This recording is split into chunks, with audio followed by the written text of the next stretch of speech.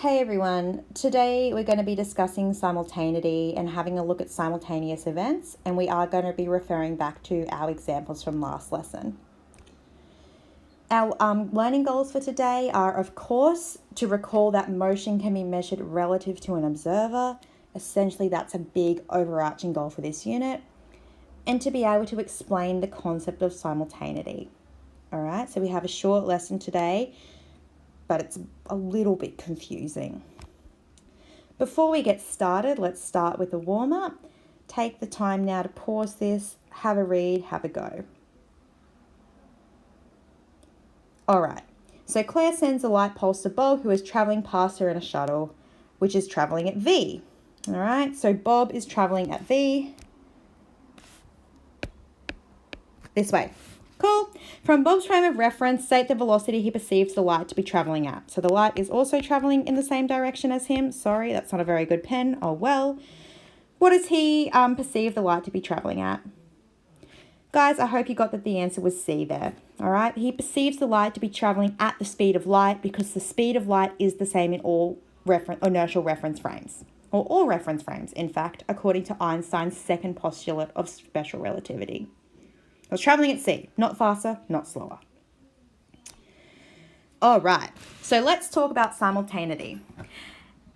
The definition, essentially, is that events simultaneous in one reference frame are not necessarily simultaneous for another. So people in one reference frame or the same reference frame might agree that an event is occurring simultaneously, whereas someone who is looking on in a separate reference frame, they don't agree with that. When this situation occurs, we say that it's a situation of simultaneity. Okay? This is a really strange situation. You know, if I drop a ball on the ground, I'm going to see it hit the ground when you guys see it hit the ground. If I'm running along a track and I bounce the ball on the ground and you're all stationary, we're still going to see it hit the ground at the same time. But this situation only occurs when objects are moving close to or at the speed of light relative to another object. All right, so we have to be considering, something like a really futuristic spaceship traveling at 80% of the speed of light, not the day-to-day velocities of 100 or 200 kilometers per hour. That is way too slow to see an effect like this. So we're going to go back to some thought experiments that we had last lesson, namely Einstein's thought train here, where we had Alice and Bob in their reference frame saw that the light hit both of them at the same time. So they agreed that Alice and Bob both agreed, yep, the light is hitting us at the same time. The light hits us simultaneously. Claire, on the other hand, was like, nah, no way, the light hits Alice first. In fact, you know what? They're both correct. Claire sees the light beam reach Alice. That's cool. Alice and Bob say it reaches them at the same time. So what's simultaneous for Alice and Bob is not simultaneous for Claire. And neither of them are correct in a universal fashion because there is no absolute reference frame or no privileged reference frame. In fact, they are both correct, or you could say neither of them are correct, depending on their frame of reference. The second example we looked at last lesson was when we had Nathan running towards Phoebe, and he was running really close to the speed of light, like 0.8 of C, towards Phoebe. And Phoebe saw the lightning bolts hit the trees. I did it again. Hit the trees at the same time. But Nathan, from his reference frame, did not agree with that statement. He was like, 10 out of 10, it hits tree B first. And again, they are both correct depending on their frame of reference.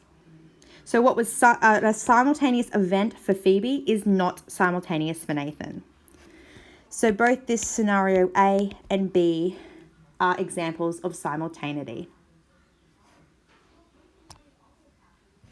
What are the outcomes of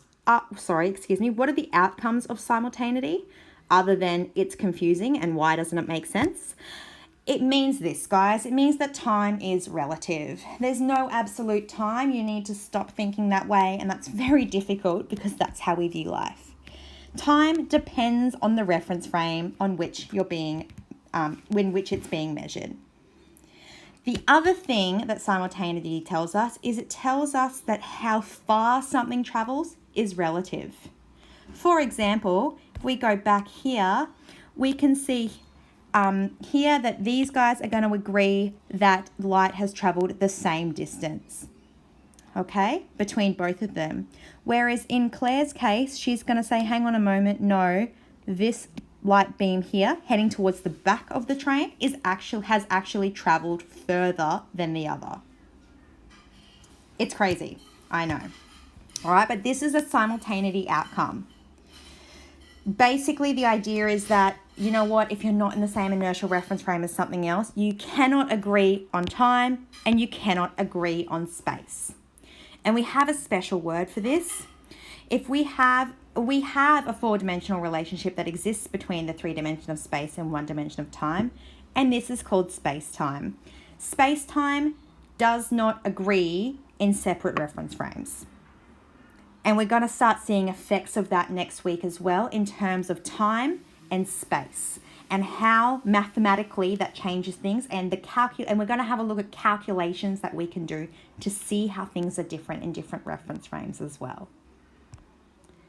But for now, we just want to get familiar with this language. So head to your textbook to the chapter 10.4 review and have a go at answering some questions there on simultaneity.